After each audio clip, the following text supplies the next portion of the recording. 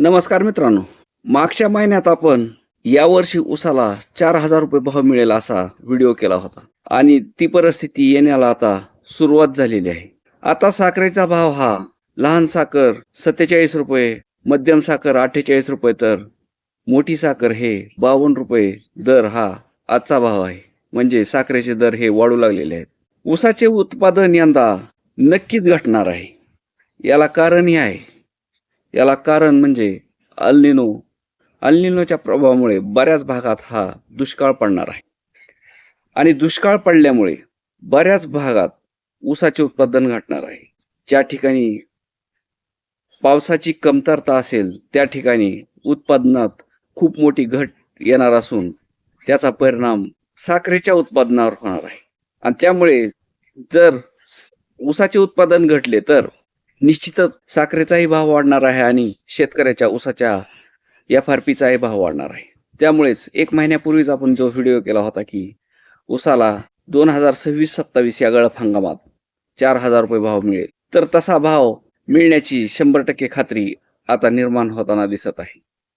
आज आपण हा व्हिडिओ शेतातच येऊन बनवत आहोत. आपल्या शेतातल्याच ऊसा शेजारी बनवत आहोत. महाराष्ट्रात सध्या खूप कमी प्रमाणात पाऊस पडत आहे. म्हणजे फक्त झिमझिम स्वरूपाचाच पाऊस पडत नाही.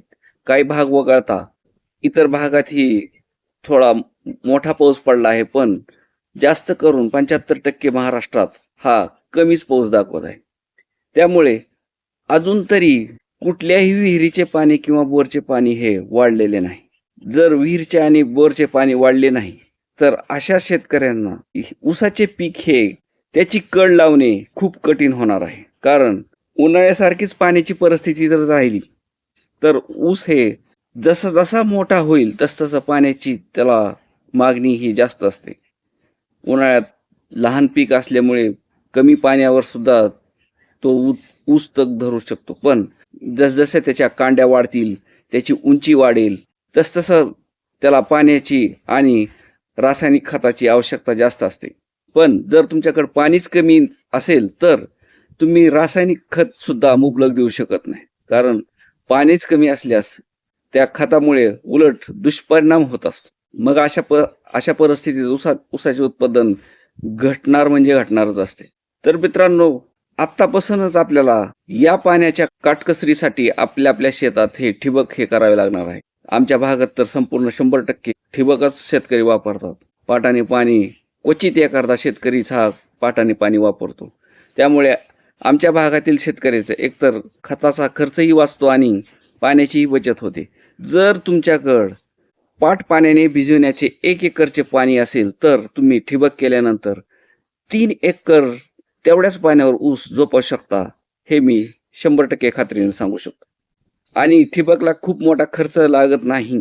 ISIS ठिबक घ्यावा असा काही नियम नाही. रेग्युलर जरी ठिबक घेतले तुम्हाला 1100-1200 रुपयाला एक बंडल भेटतो. एकरी जास्तीत जास्त 6 बंडल लागतात. 10-11 हजारापर्यंत तुमचं ठिबक एकरी होऊन जातं.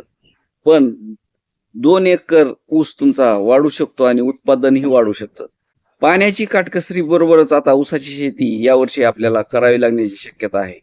परतीचा पाऊस जर आता जवळजवळ ऑगस्ट उजळत आलाय आणि अद्यापपर्यंत कुठेही पाण्याची पातळी वाढलेली दिसत नाही. पुणे मुंबई सारख्या ठिकाणी पाऊस पडला म्हणजे त्यांची धरणं भरली म्हणजे काय पूर्ण महाराष्ट्र सुजलाम सुफलाम झाला असातला भाग नसतो. कारण तिथली परिस्थिती वेगळी आहे, शेतीची परिस्थिती वेगळी आहे. शेतीला हे भरपूर पाणी लागत असतं, त्यामुळं चांगला पाऊस होणे गरजेचं असतं. तर सांगायचं तात्पर्य म्हणजे ऊसाला यावर्षी 4,000च्या आसपास भाव राहण्याची शक्यता आहे. तरी शेतकरी मित्रांनो, चांगलं नियोजन करा आणि आपलं उत्पादन कसं वाढेल याकडे लक्ष द्या. खताचं नियोजन असेल, पाण्याचं नियोजन असेल, शक्यतो ठिबकचा वापर करून जास्तीत जास्त उत्पादन काढण्याचा प्रयत्न करा. धन्यवाद.